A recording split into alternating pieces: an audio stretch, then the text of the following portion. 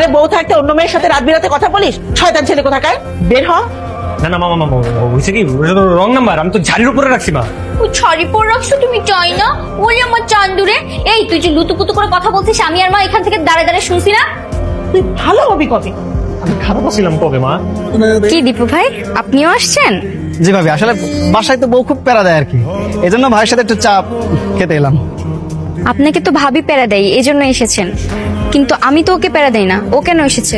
এই, আমি কি তোমাকে প্যারা দেই? হ্যাঁ তুমি না, তুমি কেন আমাকে প্যারা দে না, আমি ভালো। তাহলে কি উদ্দেশ্য নিয়ে এখানে আসছো? অফিসিয়াল মিটিং ছিল একটু আর কি, অফিসিয়াল কাজে। Official meeting? কি ভাবছো তুমি, আজকে যে হলিডে আমি জানি না? তুমি এখানে কেন আসছো বলো? চলো বাসায়, তোমার আজকে দেখতেছি আমি। ভাই শুধুমাত্র আমি একটা ভালো ছেলে বলে তোমার সব কথা শুনি। তুমি ভালো ছেলে বলেই তো তোমাকে দেখে শুনে আমি বিয়ে করেছি, কিন্তু তোমার শুধু একটাই দোষ, তোমার একটু নারী প্রীতি বেশি। এই একটা জিনিস যদি তুমি ঠিক করে ফেলো না, তাহলে তুমি আমার নাম্বার ওয়ান জামাই হয়ে যাবে। কি আমার জন্য এতটুকু করতে পারো না?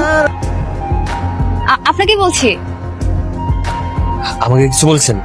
আসলে আমি এরিয়াতে নতুন, আমার পার্সটা খুঁজে পাচ্ছি না, আর পার্সের মধ্যে আমার মোবাইল ছিল, কোথায় যে পড়ে গেল। ও না, আমি আপনার পার্স কোথাও দেখিনি। না মানে পার্সের মধ্যে আমার মোবাইল আছে, আপনি যদি একটু কল দিতেন তাহলে হয়তো পেয়ে যেতেন। ও হ্যাঁ শিওর।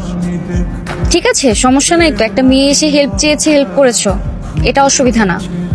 সমস্যাটা হলো তুমি ম্যারিড নাকি আনম্যারিড এটা বললো না কেন? আর মেয়েটা যখন বললো যে রাতে তোমাকে কল দিবে, তুমি তখনও বলার প্রয়োজন মনে করলে না যে আমি ম্যারিড? আমি বুঝতে পারছি আমি এটাই ভুল করে ফেলছি। এই যে আমি প্রমিস করলাম আজকের পর থেকে কোনো মেয়ের সাথে আমি নরম ভাবে কথা বলবো, শক্ত ভাবে, খুব হার্ডলি ভাবে কথা বলবো।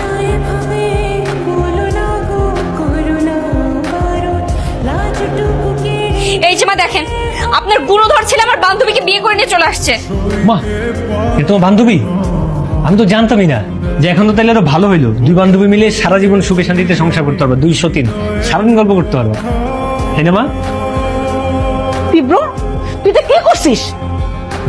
মা মেয়েটাকে না কে বা কারা যেন এসে প্রেম শিখাই দিয়ে গেছে, তারপর আমার সাথে কথা বলতে বলতে আমাকে কনভিন্স করে ফেলছে, আমিও না প্রেমে পড়ে গেছি, তাই বিয়ে করে ফেলছি।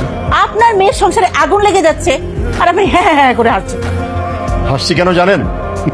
আসলে ওদের দুজনের তো বিয়ে হয়নি, ওরা আমার বুদ্ধিতেই এই নাটকটা সাজিয়েছে, শুধু আপনাদের দুজনকে শিক্ষা দেওয়ার জন্য। আর আপনারা যে রোজ রোজ আমার জামাই বাবা যে নিঃশ্বাসটাই বন্ধ করে দিচ্ছিলেন। সরি, আর কখনো এরকম হবে না, প্রমিস। It's okay.